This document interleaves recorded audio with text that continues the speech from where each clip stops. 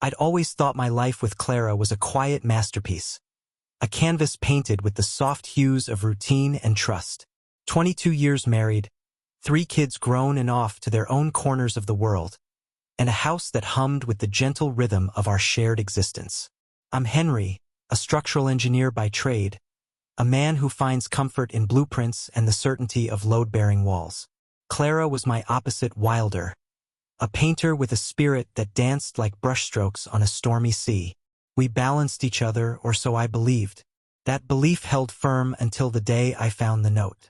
It was a Tuesday, unremarkable except for the faint chill in the March air.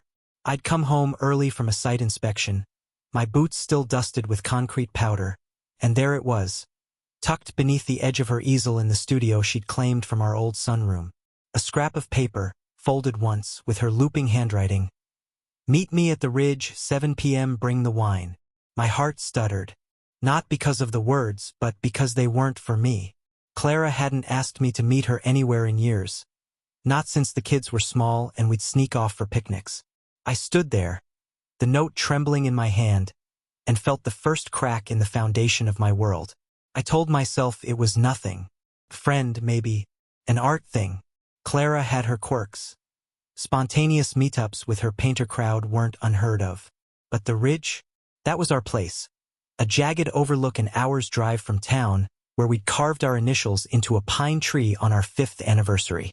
It was sacred, or it had been. I folded the note back, left it where it was, and went to the kitchen to pour a glass of bourbon.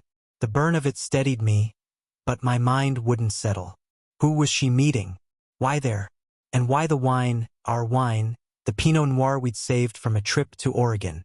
By 6 p.m., I was in my truck, the engine growling as I headed toward the Ridge. I didn't plan it.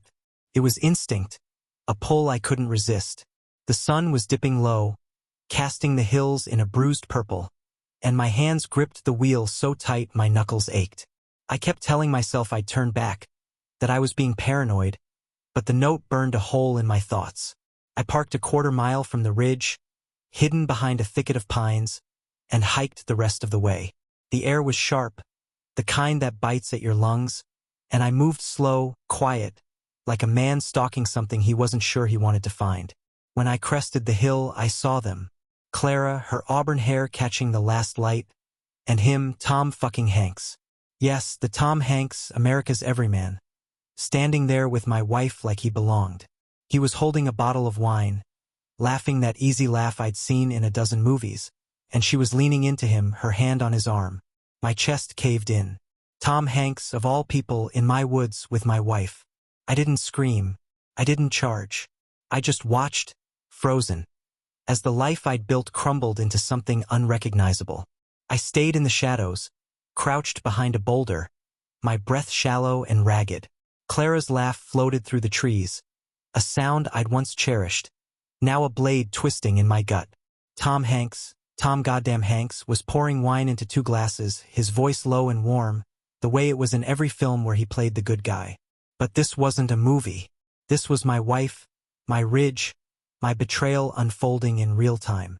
I couldn't hear their words, not clearly, but the intimacy was deafening. The way she tilted her head, the way he brushed a strand of hair from her face.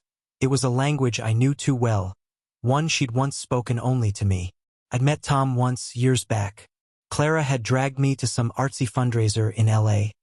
A rare trip for us. He'd been the guest speaker, charming the room with stories about his latest project. Clara had gushed about his work afterward, her eyes bright, but I'd thought nothing of it. She was a fan like millions. How could I have known it went deeper?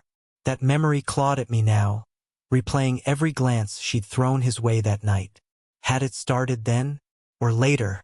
How long had this been festering under my nose? The Ridge was quiet except for them. No wind, no birds, just their voices and the occasional clink of glass. I edged closer, my boots silent on the pine needles, until I could make out snippets. "You're incredible," he said, and she giggled. Giggled like a schoolgirl. Not the woman who'd raised 3 kids and weathered my late nights at the drafting table. "You don't know how much this means," she replied, her tone soft, reverent. My stomach churned. This wasn't some fling with a local nobody. This was Tom Hanks, a man whose face was on billboards, whose life was a public fairy tale. And Clara was part of it. I don't know how long I stayed there, watching. Minutes? Hours? The sky darkened, and they sat on a blanket. Our blanket, the faded blue one from our attic, sharing wine and secrets. My hands shook, not from cold but from a rage I didn't know I could feel. I wanted to storm down there, to rip the blanket out from under them, to demand answers. But I didn't. I was a coward, or maybe I was just too broken to move. Instead, I memorized every detail. The curve of her smile, the way his hand lingered on her knee. I'd need it later, I told myself. For what, I didn't know yet. When they finally packed up, I slipped back to my truck, my mind a storm of jagged thoughts. I drove home in silence, the headlights cutting through the dark like accusations. Clara wouldn't be back tonight. She'd texted earlier about a late painting session. A lie so thin it was laughable now. I poured another bourbon, sat at the kitchen table, and stared at the wall. Tom Hanks. My wife. The ridge. It didn't make sense, but it didn't have to. It was real and it was mine to carry. That's when the first ember of something cruel sparked in me. Not just anger, but a need to make them feel what I felt. To build something worse than betrayal. The next morning, Clara breezed into the kitchen like nothing had happened. She smelled of lavender and lies, her hair still tousled from whatever she'd been doing after the ridge.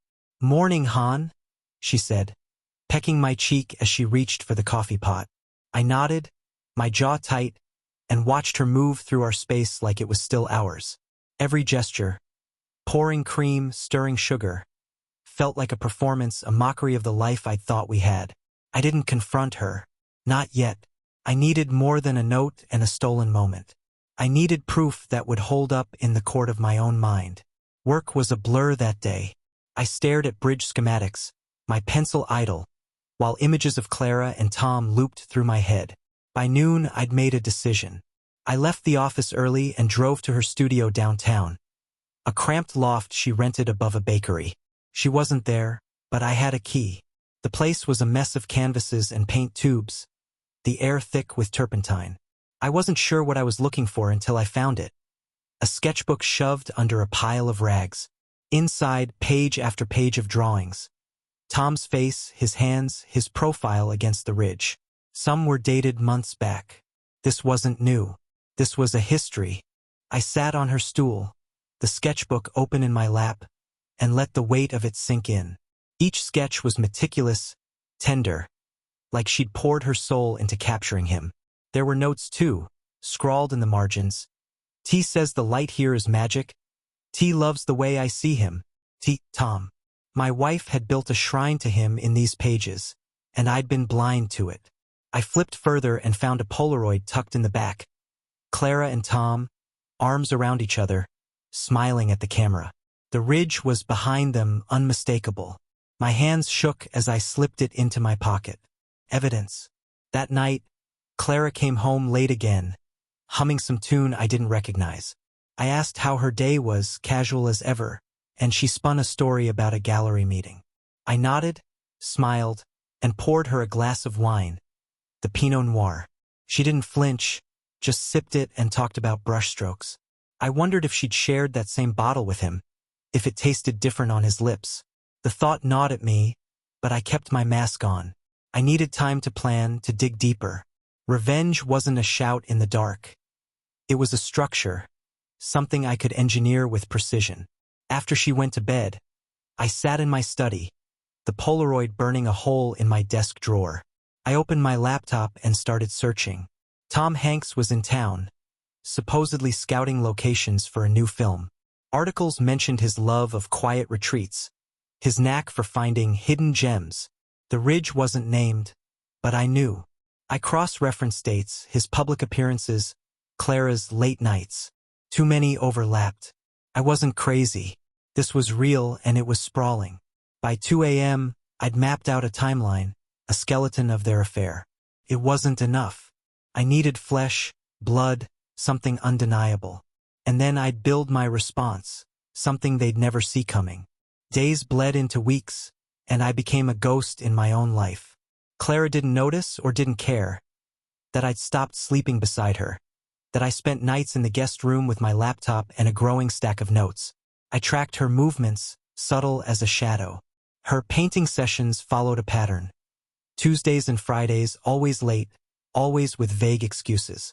I cross-checked Tom's schedule via fan sites and paparazzi shots.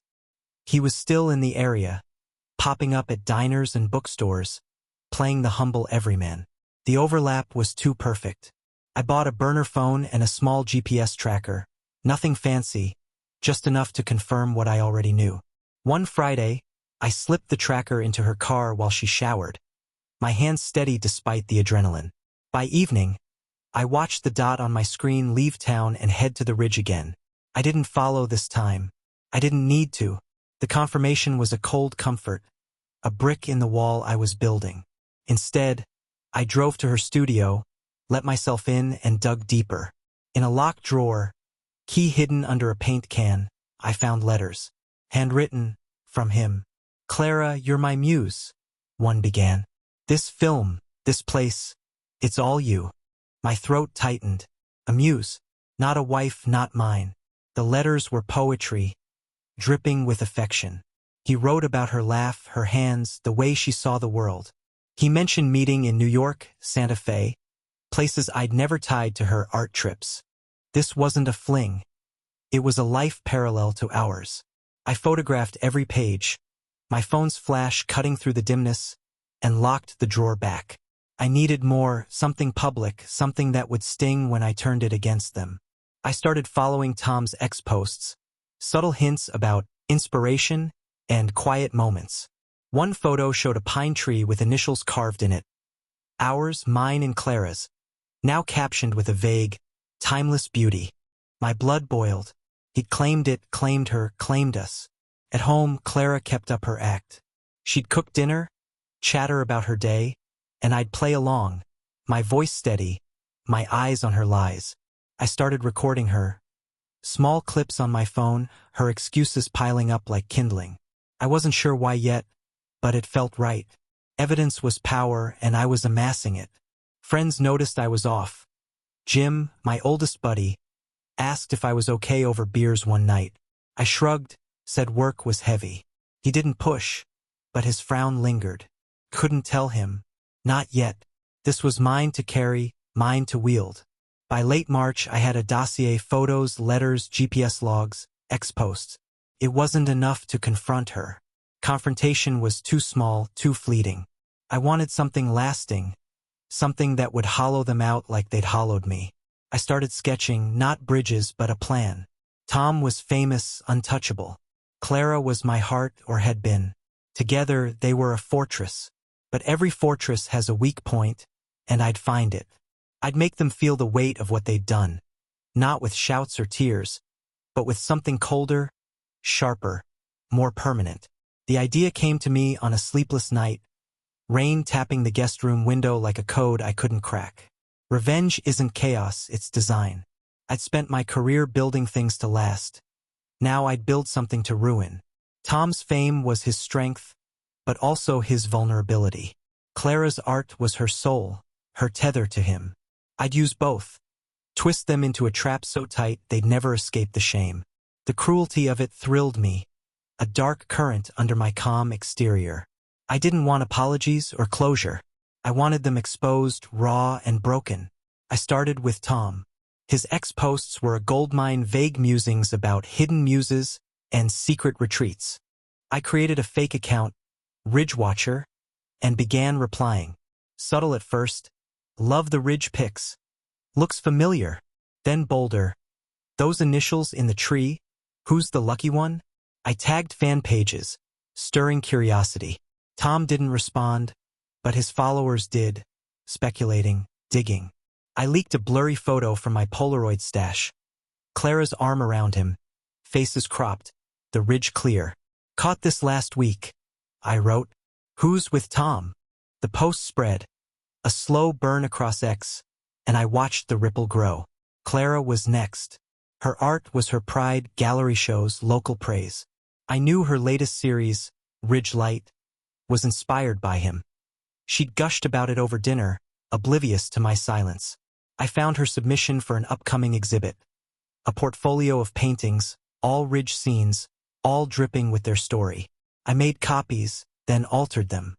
Subtle changes. His face in the shadows, their initials in the brushstrokes. I sent them anonymously to the gallery curator with a note. Ask Clara who her real muse is. The exhibit was public, prestigious. If they ran with it, she'd be laid bare. At home, I kept the charade. Clara noticed my distance once. "You okay, Henry?" And I blamed stress, kissed her forehead, tasted the lie on her skin. She bought it or didn't care enough to press. I recorded that too, her concern a hollow echo. My plan was taking shape, a machine with gears grinding toward a single purpose.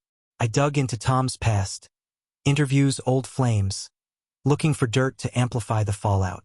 Nothing concrete yet, but I had time. His clean image was a shield. I'd dent it, then shatter it. By mid-April, the ex-buzz was louder. Fans debated the mystery woman. A tabloid picked it up, Tom Hanks' secret getaway, and ran my photo. Clara hadn't noticed. She rarely checked gossip rags, but she would. I'd make sure of it. I ordered a burner laptop, started drafting a website, The Ridge Affair, where I'd post everything. Letters, sketches, recordings. Not yet, though. Timing was key. I wanted them to feel safe, then pull the ground out from under them. This wasn't revenge yet. This was the foundation. The cruelty was still to come, and it would be beautiful. The rain didn't stop for days. A gray curtain over my plans, but it gave me time to refine them. I sat in the guest room, the burner laptop glowing, and built the Ridge Affair piece by piece. Photos of the ridge, snippets of Clara's letters, blurred just enough to tease, screenshots of Tom's ex-posts with my cryptic replies. I wove a story without names, a puzzle for the curious to solve. My hands trembled as I typed, not from fear but from the thrill of it. This wasn't just about them anymore. It was about me, reclaiming the narrative they'd stolen. Clara was oblivious, lost in her painting haze. She'd come home late again, her cheeks flushed, and I'd stopped asking where she'd been. She didn't notice the guest room door locked, the faint hum of my printer spitting out copies of her sketches. I'd found more in her studio. Notes tucked in a tin box, tea this and tea that, plans for a weekend away, Santa Fe again next month. I marked it on my calendar, a deadline for the first strike. I didn't care about their whispers anymore. I cared about their exposure. Tom's fans were doing half my work. Ridgewatcher had traction, hundreds of likes, dozens of theories. A few sleuths linked the ridge to our county. Others guessed at his mystery woman. I fed the fire with another post. A close-up of the wine bottle from that night, time-stamped. Someone's favorite vintage, I wrote. The comments exploded. Some called it a stunt. Others swore they'd seen Tom at a local vineyard. I smiled, a rare thing now, and watched the chaos spread. Clara's exhibit was 2 weeks away. The tabloids were circling. The timing was aligning. I started tailing her again, not to the ridge but to town. She met him once at a cafe. Tom in a baseball cap, Clara in sunglasses, like they thought it hid them. I sat across the street in my truck, snapping photos through the window. Her hand on his laugh, their shared ease. It was a tableau of my ruin. I didn't feel the ache anymore, just a cold resolve. Back home, I uploaded the shots to my site, pixelated their faces, and captioned it, "Coffee for 2, secrets for more." I held off posting it live. Not yet. The trap needed bait. Nights were for planning. I sketched a timeline, exhibit, Santa Fe, the website launch. I'd leak enough to ruin Clara's show, then drop the full story when they were together, far from home. Tom's image would crack. Clara's art would rot in the spotlight. I imagined her face when the gallery called, his when the headlines hit. It wasn't enough to hurt them. I wanted them to feel hunted, trapped, like I had that night on the ridge. The bourbon bottle emptied faster now, but my mind stayed sharp. This was my project, my masterpiece. Clara's exhibit crept closer, and I played my part better than ever. "Excited for your big night?" I asked over breakfast, my voice warm, my eyes on her lies. She beamed, rattling off details, paintings, guests, a critic from the city. "It's all about the ridge," she said, and I nodded, swallowing the bile. I knew what it was about, who it was for. She didn't see my hands clench under the table, didn't hear the gears turning. I'd mailed the altered paintings to the curator days ago. No response yet, but I trusted the seed was planted. I checked the X chatter daily. Ridgewatcher was a minor legend now. Fans begged for more. Tabloids ran blind items. One headline screamed, "Tom Hanks' small-town scandal?" with my blurry ridge photo. Clara hadn't connected it, too wrapped in her bubble. Tom posted less, his musings vague, but I saw the strain. Good. I upped the ante. Another leak, this time a snippet of her letter. "You're my muse, my light." No names, just enough to fuel the hunt. The internet did the rest, speculation spiraling. I drove to the ridge alone one afternoon, needing to feel it again. The tree with our initials stood there, mocked by his caption. I traced the letters, H and C, then pulled a knife from my pocket and carved deeper, slashing through them. It wasn't enough, but it steadied me. I sat on our boulder, their boulder, and planned the next move. The website was ready, letters, photos, recordings, but I needed a trigger. Santa Fe. They'd be vulnerable there, away from their shields. I'd make it public, undeniable, and let the world tear them apart. Clara came home that night with a new sketch. Tom's hands holding a glass, unmistakable. She left it on the counter, careless, and I stared at it until my vision blurred. I didn't confront her. Instead, I photographed it, added it to my archive. She hummed in the shower, and I sat in the dark, the burner laptop open. I typed a draft for the site's homepage.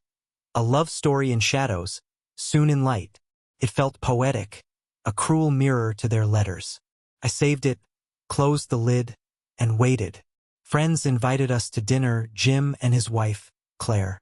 I went. Clara didn't, citing prep. Jim cornered me after, asked again if I was okay.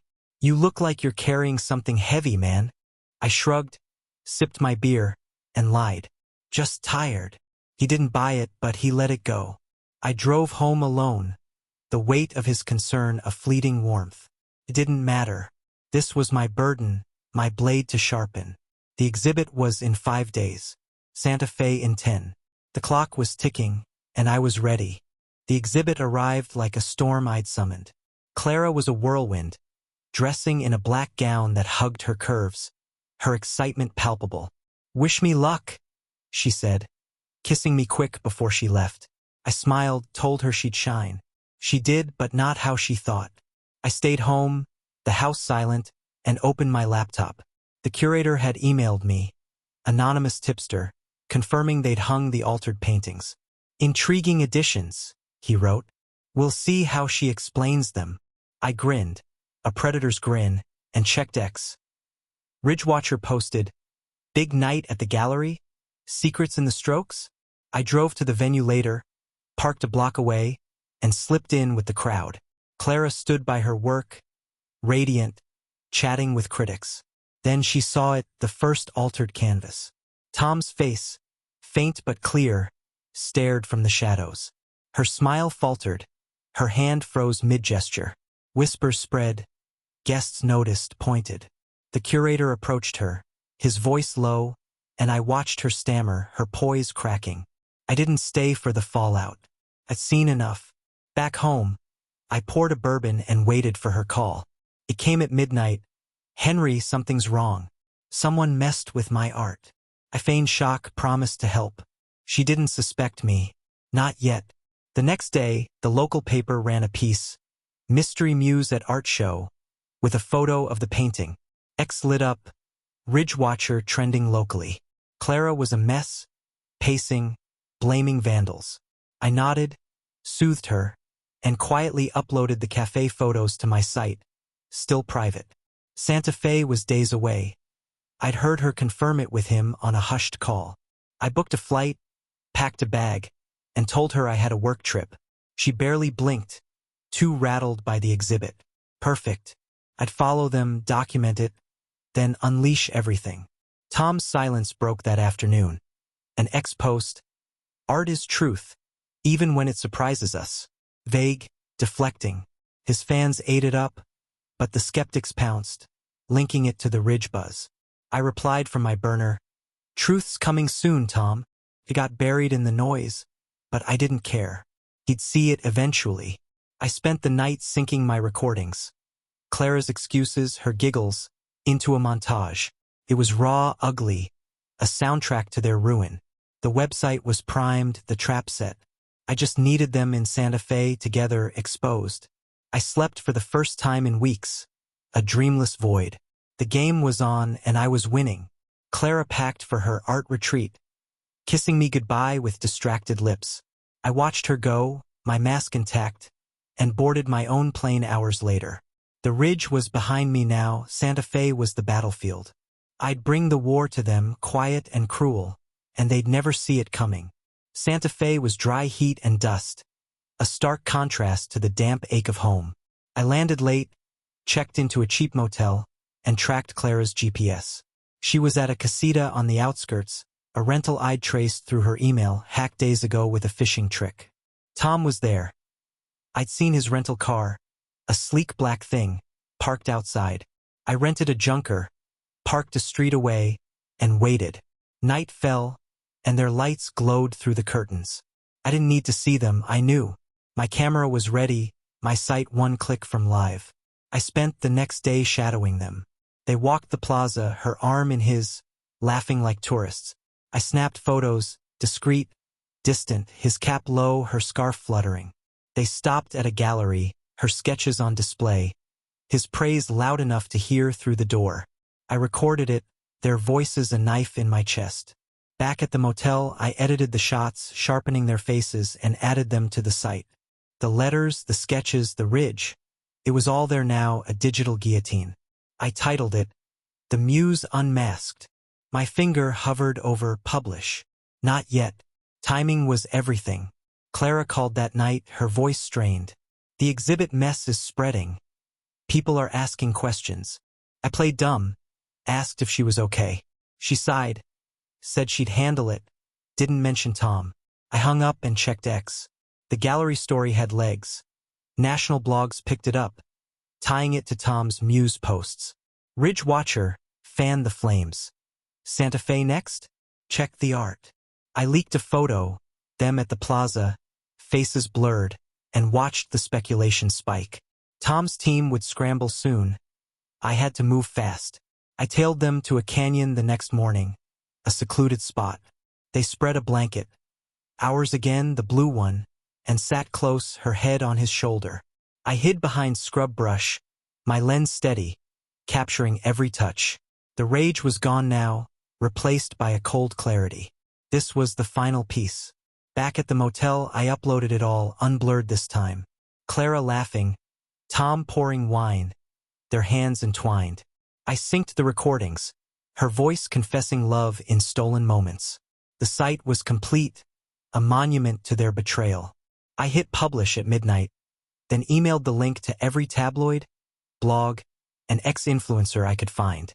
Tom Hanks' secret love proof at last, I wrote. I attached the canyon photo, unedited, and waited.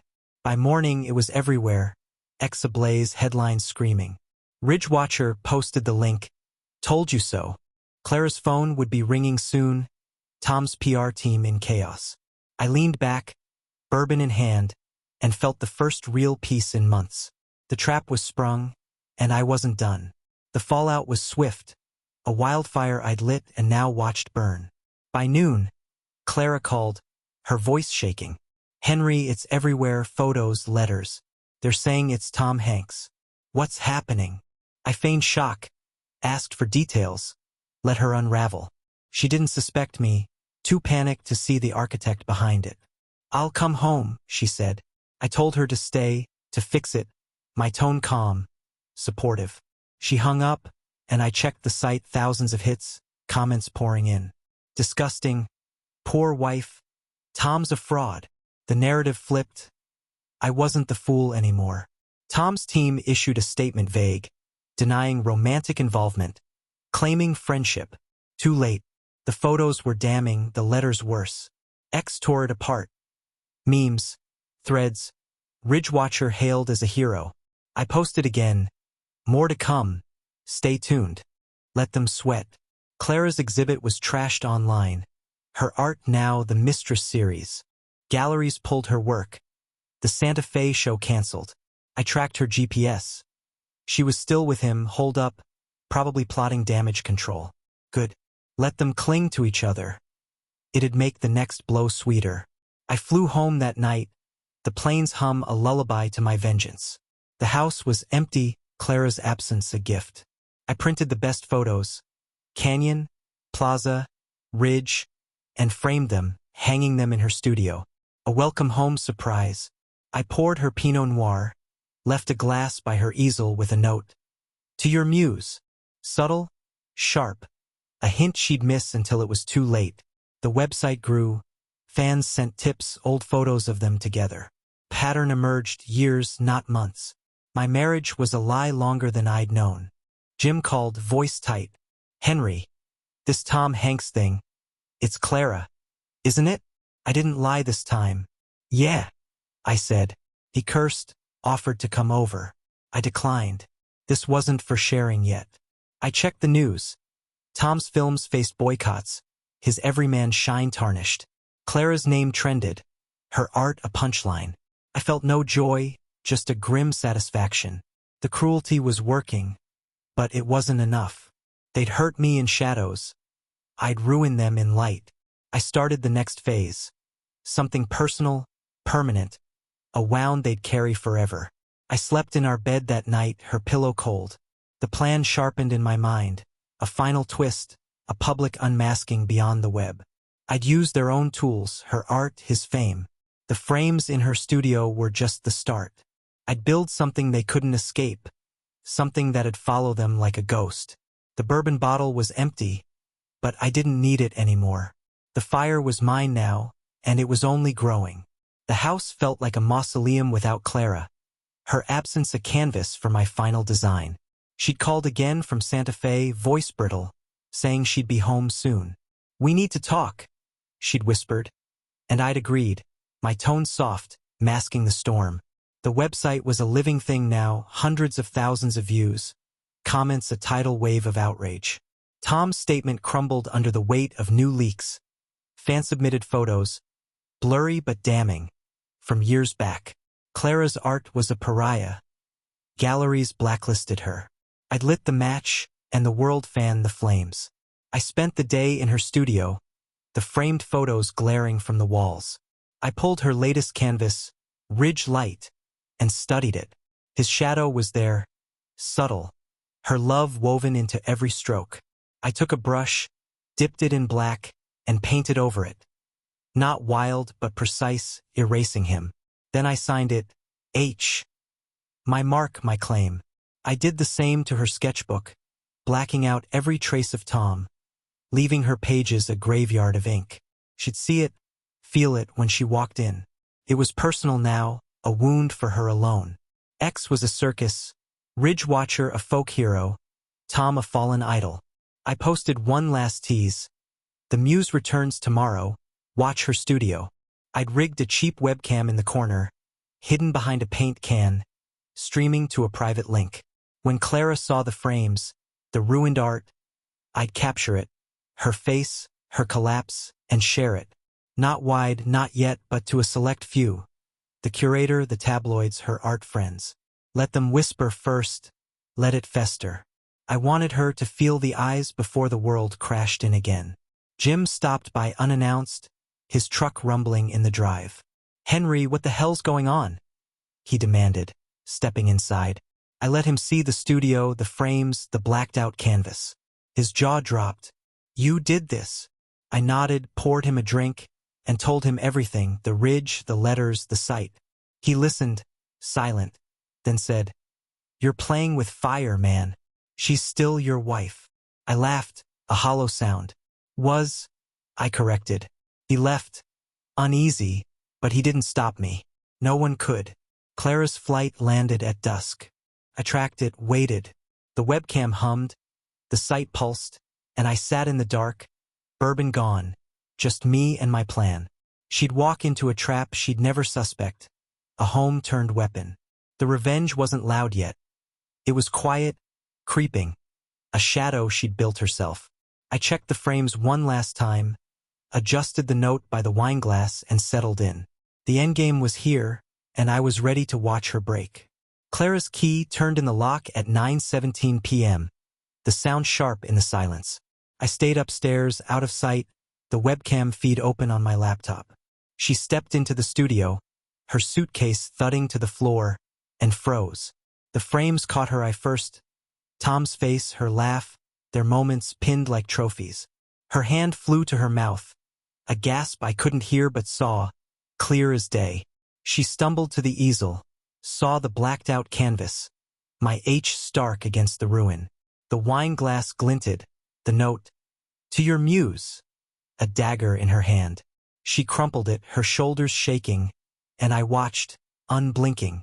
She didn't call for me. She sank to the floor, staring at the wreckage, and I let the feed roll. 10 minutes, 20. She didn't move, just sat there, hollowed out. I sent the link to the curator, the tabloids, her friend Lila from the art circle. "Live from the muse," I typed. No explanation, just the stream. Within an hour, X buzzed. Someone leaked a screenshot, Clara's meltdown trending locally. I didn't post it wide. Let it simmer. Let her feel the slow bleed of exposure. She'd built her life on secrets. I'd stripped them away, layer by layer. She found me at midnight, her face a mask of tears and fury. "Henry, what did you do?" she demanded, voice raw. I stood, calm, and pointed to the studio. "What did you do, Clara?" She flinched, tried to explain. Tom was just inspiration, a friendship that grew, lies thin as paper. I pulled the Polaroid from my pocket, tossed it at her feet. 22 years, I said. "And you gave it to him." She sobbed, reached for me, but I stepped back. "You don't get to touch me anymore." I left her there, drove to Jim's, and crashed on his couch. He didn't ask questions, just handed me a beer. The webcam feed looped in my mind, her collapse, my triumph. By morning, the tabloids had it. Artist's breakdown caught on cam. Clara's name was mud, Tom's silence deafening. His team scrambled, but the damage was done. Films lost funding, his good guy halo shattered. I checked the site, millions of hits, the story global. I'd won, but it wasn't enough. The cruelty needed one last twist, something to scar them forever. I called a lawyer at dawn, filed for divorce, and sent Clara the papers via courier. No note, just the cold fact of it. She'd see it when she woke, if she'd slept at all. I wasn't done with Tom, though. His fame was my lever, and I'd pry it loose. I had one card left, a final blow to make them both feel the weight of my ruin. The webcam was just the start. This was personal, permanent, and I'd build it with the precision of a man who'd lost everything. Clara didn't fight the divorce.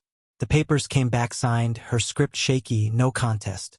She moved out a week later, to Lila's, leaving the studio a ghost town of paint and regret. I sold the house, too many echoes, and took an apartment downtown, a bare space where I could think. The website stayed live, a monument to their fall, but I shifted focus. Tom was the target now, his empire my next demolition. He'd retreated to LA, dodging press, but I wasn't done chasing him. He'd taken my life, I'd take his legacy. I dug into his past, deeper than before. Old interviews, crew rumors, anything to crack his sheen. A tip came via X, a grip from his early films, bitter, spilling secrets. Tom had a pattern. Muses on every set, quiet affairs brushed under rugs. Not Clara alone, but a trail of women, some paid off, some just gone. I tracked the grip down, met him in a dive bar, bought him whiskey. He talked names, dates, a producer who'd hushed it all. I recorded every word, my phone hidden, his voice a goldmine. Back home, I cross-checked. Some matched Clara's art trips, others predated us. Tom wasn't just a cheat. He was a system, a predator cloaked in charm. I built a dossier, testimonies, dates, a photo of him with another woman, time-stamped during our 10th anniversary. The cruelty sharpened. I'd expose not one affair, but a lifetime of them. I contacted a journalist, a hungry one from a big outlet, and sent a teaser, anonymous, untraceable. Tom Hanks' Hidden History, I titled it. She asked for more. I held off, letting her stew. Clara called once, voice small. I'm sorry, Henry. I didn't mean. I cut her off. You did. She cried, begged to meet. I hung up, blocked her number. Her tears didn't move me anymore. They fueled me. I framed the divorce decree, hung it in my new place. A reminder, a trophy. X still buzzed, her art career dead, his films boycotted. But I wanted more than boycott. I wanted obliteration, a stain he'd carry to his grave. The journalist emailed again. I sent her the grips recording, no names yet. Let her dig, let it grow. Nights were quiet now, just me and the plan. I sketched it out, released the dossier after the article, flood X with proof, turn his fans against him for good. Clara was collateral, her name tied to his ruin. I didn't sleep much, didn't need to. The fire burned steady. A cold flame I'd stoke until it consumed them both. The journalist was close. I could feel it, and when she broke the story, I dropped the rest. Tom's world would collapse, and I'd be the architect of its fall. The article hit on a Tuesday, a bomb in black ink. Tom Hanks' secret past, years of whispers unraveled. The journalist had done her work, names redacted, but the grip story was there, corroborated by 2 others she'd found. No Clara yet, just the pattern, enough to crack his facade. X erupted. Fans defended, skeptics pounced, hashtags split the platform. I watched from my apartment, the dossier ready, and smiled. The journalist called, fishing for my identity. I stayed silent, mailed her the next piece, photos, dates, a letter tying Tom to Clara's Santa Fe trip. More coming, I wrote. Clara's name surfaced hours later. A blog linking the article to the Ridge affair. The webcam feed resurfaced, her breakdown a viral ghost. She emailed me, desperate. Henry, please stop. You've won. I didn't reply. Winning wasn't the point, punishment was. Tom's team doubled down, denying everything, but cracks showed. A studio dropped his next film. A charity distanced itself. I posted the dossier on my site, unredacted, brutal, naming Clara, the others, every date. Ridge Watcher shared it. The full truth. It spread like plague. I met Jim for coffee, my first outing in weeks. He'd read the article, seen the site. You're a damn ghost story, Henry, he said, half awed, half scared. I shrugged. They made me one. He asked what was next. Finishing it, I said. Back home, I watched the fallout. Tom's net worth tanked, his Oscar glow dimmed. Clara vanished from X, her friends silent. I found an old interview of Tom's, him gushing about trust in marriage. I clipped it, synced it with Clara's recordings, her confessing to him, and uploaded it. The irony was vicious, and the internet loved it. Protesters hit his gate in LA, signs calling him a fraud. Clara's studio lease ended. Her art sat unsold, gathering dust. I didn't feel triumph, just a grim resolve. The cruelty was in the permanence. Every search of their names would lead here, to me, to this. I mailed the journalist the last piece. A photo of Tom and Clara at our ridge, my initials slashed in the tree behind them. The end, I wrote. She'd run it, I knew, and it'd seal their fate. One final blow, then I'd walk away. I packed my things that night, ready to leave town. The apartment was temporary, the past a shed skin. The revenge was nearly complete, a structure I'd built with every tool I had. Tom's legacy was ash, Clara's dreams rubble. I'd sleep soon, I thought, when it was done. The fire was almost out, but not yet. One more spark, one more scar, and I'd let it rest. The final photo ran on a Friday, front page of the outlet. Tom and Clara at the ridge, my carved initials a jagged wound in the tree. The caption read, "The husband's mark," and the story named me Henry, the engineer who'd unmade them. The journalist had pieced it together, my silence no match for her hunger. X went wild, some called me a hero, others a monster. I didn't care. The site hit 10 million views, the dossier downloaded thousands of times. Tom's career was a husk, Clara's a memory. My name was the footnote that buried them.